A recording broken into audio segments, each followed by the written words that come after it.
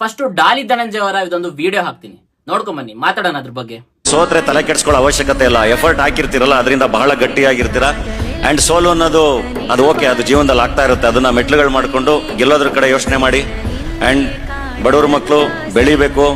ಅದು ಹೆಂಗ್ ಬೆಳಿಬೇಕು ಅಂದ್ರೆ ನಿರಂತರವಾಗಿ ಕೆಲಸ ಮಾಡ್ತಾ ಇದ್ರೆ, ಪ್ರಾಮಾಣಿಕವಾಗಿ ಕೆಲಸ ಮಾಡ್ತಾ ಇದ್ರೆ ಖಂಡಿತ ಆಗುತ್ತೆ. ತುಂಬಾ ಚೆನ್ನಾಗಿ ಕನ್ಸು ಕಟ್ಕೊಳ್ಳಿ. ಬಡವ್ರ ಮಕ್ಕಳು ಬೆಳಿಬೇಕು. ಲೈಫ್ ಅಲ್ಲಿ ನೀವ್ ಏನೇ ಕೆಲಸ ಮಾಡೋಕ್ ಹೊರಟ್ರು ಅದಕ್ಕೆ ಕೇವಲ 2 ರಿಸಲ್ಟ್ಸ್ ಮಾತ್ರ ಇರುತ್ತೆ. ಒಂದು ಗೆಲುವು, ಇನ್ನೊಂದು ಸೋಲು. ಸೊ ಲೈಫ್ ಅಲ್ಲಿ ಗೆಲುವು ಸಿಕ್ಕರೇನೋ ಖುಷಿ ಇರುತ್ತೆ, ಮತ್ತೆ ಗೆಲುವಿನ ಕಡೆ ಓಡ್ತೀವಿ, ಮತ್ತೆ ನಾವೇನ್ ಅನ್ಕೊಂಡಿದೀವೋ ಅದನ್ನೇ ಸಾಧಿಸ್ಬೇಕು ಅಂತ ಹೊರಡ್ತೀವಿ. ಬಟ್ ನಮ್ಮಲ್ಲಿ ಸುಮಾರಷ್ಟು ಜನ ಒಂದು ಸಾರಿ ಸೋಲನ್ನ ನೋಡಿದ್ರೆ, ಆ ಸೋಲನ್ನ ಅನುಭವಿಸಿದ್ರೆ ಸುಮಾರಷ್ಟು ಜನ ಅದಕ್ಕೆ ಮತ್ತೆ ಹಿಂದೆಟಾಕ್ಬಿಡ್ತಾರೆ, ಮತ್ತೆ ಪ್ರಯತ್ನಗಳನ್ನೇ ಬಿಟ್ಬಿಡ್ತಾರೆ. ಸೋಲನ್ನ ಮತ್ತೆ ಮೆಟ್ಟಿ ನಿಂತು ಮುಂದೆ ಹೋಗ್ಬೇಕು ಅನ್ನೋದನ್ನೇ ಮರೆತು ಗಿವ್ ಅಪ್ ಮಾಡ್ಬಿಡ್ತಾರೆ.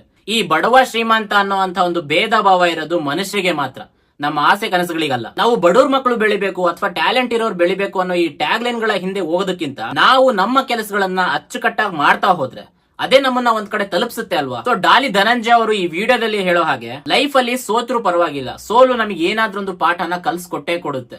ಆ ಸೋಲು ಕಲಿಸಿರುವಂತ ಪಾಠಗಳನ್ನೇ ನಾವು ಮೆಟ್ಟಿಲಾಗಿ ಮಾಡ್ಕೊಂಡು ಮುಂದೆ ಸಾಕ್ತಾ ಹೋಗ್ಬೇಕೇ ಹೊರತು ನಮ್ಮ ಪ್ರಯತ್ನಗಳನ್ನ ಮಾತ್ರ ಯಾವುದೇ ಕಾರಣಕ್ಕೂ ಬಿಟ್ಕೊಡ್ಬಾರ್ದು. ಸೊ ಹಾಗಾಗಿ ಈ ಗೆಲುವು ಸೋಲಿನ ಕಡೆ ಆಗ್ಲಿ ಅಥವಾ ಈ ಬಡವ ಶ್ರೀಮಂತ ಅನ್ನೋದ್ರ ಕಡೆ ಆಗ್ಲಿ ಜಾಸ್ತಿ ಯೋಚನೆ ಮಾಡ್ತಾ ಕೂರೋದನ್ನ ಬಿಟ್ಟು ನಮ್ಮ ಕೆಲಸನ ನಾವು ಅಚ್ಚುಕಟ್ಟಾಗಿ, ನಮ್ಮ ಕೆಲಸನ ನಾವು ಶ್ರದ್ಧೆಯಿಂದ ಮಾಡ್ತಾ ಹೋಗೋಣ. ಅಂಡ್ ದಾರಿಲಿ ಆಗುವಂತ ಸಿಗುವಂತ ಸೋಲುಗಳನ್ನ ಮೆಟ್ಟಿಲುಗಳಾಗಿ ಮಾಡ್ಕೊಂಡು ಮುಂದೆ ಹೋಗ್ತಾ ಇರೋಣ ಅಂತ ಹೇಳ್ತಾ, ಈ ವಿಡಿಯೋದಲ್ಲಿ ನಾನು ಹೇಳ್ತಿರೋದು ಸರಿ ಅನ್ಸಿದ್ರೆ ರೈಟ್ ಅಂತ ಹೇಳಿ ಕಮೆಂಟ್ ಅನ್ನ ಹಾಕಿ. ಅಂಡ್ ಈ ವಿಡಿಯೋನ ನಿಮ್ಮ ಲೈಫ್ ಅಲ್ಲಿ ನಿಮ್ಮ ಫ್ರೆಂಡ್ಸ್ ಗಳಲ್ಲಿ ಯಾರಾದ್ರೂ ಏನಾದ್ರೂ ಒಂದು ಸಾಧನೆ ಮಾಡ್ಬೇಕು ಅಂತ ಇದ್ದೇ ಇರ್ತಾರಲ್ವಾ, ಅವರಿಗೆ ಈ ವಿಡಿಯೋನ ಶೇರ್ ಮಾಡಿ. ಮತ್ತು ಇನ್ನಷ್ಟು ನಮ್ಮದೇ ನಾಡಿನ ಸಾಧಕರಿಂದ ಸಿಗುವಂತ ಕಲಿಕೆಗಳಿಗೋಸ್ಕರ ನನ್ನ ಪೇಜ್ ಅನ್ನ ಫಾಲೋ ಮಾಡ್ಕೊಂಡು ಸಪೋರ್ಟ್ ಮಾಡೋದನ್ನ ಮಾತ್ರ ಮರಿಬೇಡಿ ಅಂತ ಹೇಳ್ತಾ, ಥ್ಯಾಂಕ್ ಯು.